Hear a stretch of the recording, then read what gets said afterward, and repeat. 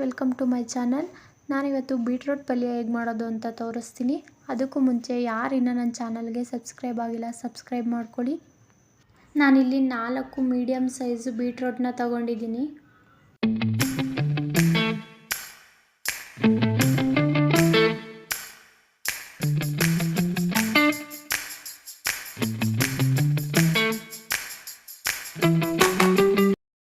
ನಾನಿಲ್ಲಿ 1 medium size ಈರುಳ್ಳಿ, 4ರಿಂದ 5 ಹಸಿಮೆಣಸಿನ್ಕಾಯಿ, ಸ್ವಲ್ಪ ಸಾಂಬಾರು ಸೊಪ್ಪು, ಸ್ವಲ್ಪ ಕಾಯಿನ ತಗೊಂಡಿದ್ದೀನಿ.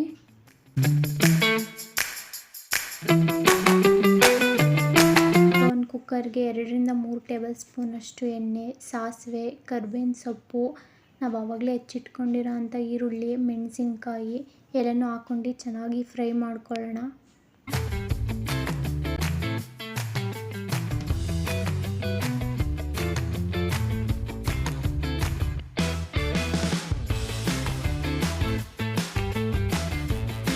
ಈರುಳ್ಳಿ ಚೆನ್ನಾಗಿ ಫ್ರೈ ಆದಮೇಲೆ ಅದಕ್ಕೆ ಕೊಯ್ದು ತೊಳೆದಿಟ್ಕೊಂಡಿರೋ ಅಂಥ ಬೀಟ್ರೂಟ್ನ ಹಾಕಿ ಅದನ್ನು 1-2 ನಿಮಿಷ ಫ್ರೈ ಮಾಡ್ಕೊಳ್ಳೋಣ.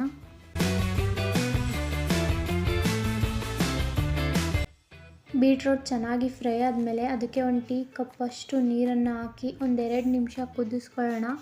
ಅದು ಕುದಿಸ್ಕೊಂಡು ಆದಮೇಲೆ ನಾವು ಆವಾಗಲೇ ತುರಿದಿಟ್ಕೊಂಡಿರೋ ಅಂಥ ಕಾಯನ್ನು ಹಾಕಿ ಮೀಡಿಯಮ್ ಫ್ಲೇಮಲ್ಲೇ ಒಂದು 5 ನಿಮಿಷ ಚೆನ್ನಾಗಿ ಬೇಯಿಸ್ಕೊಳ್ಳೋಣ. ಇದು ಚೆನ್ನಾಗಿ ಒಂದು 5 ನಿಮಿಷ ಬೆಂದಾದಮೇಲೆ ಇದಕ್ಕೆ ರುಚಿಗೆ ತಕ್ಕಷ್ಟು ಉಪ್ಪನ್ನು ಹಾಕಿ ಕಟ್ ಮಾಡಿ ತೊಳೆದಿಟ್ಕೊಂಡಿರೋ ಅಂಥ ಸಾಂಬಾರು ಸೊಪ್ಪನ್ನ ಹಾಕಿ ಇದನ್ನ ಚೆನ್ನಾಗಿ ಮಿಕ್ಸ್ ಮಾಡಿ ಲಿಡ್ನ ಕ್ಲೋಸ್ ಮಾಡಿ 2ರಿಂದ 3 ವಿಷಲ್ನ ಹಾಕಿಸ್ಕೊಳ್ಳೋಣ.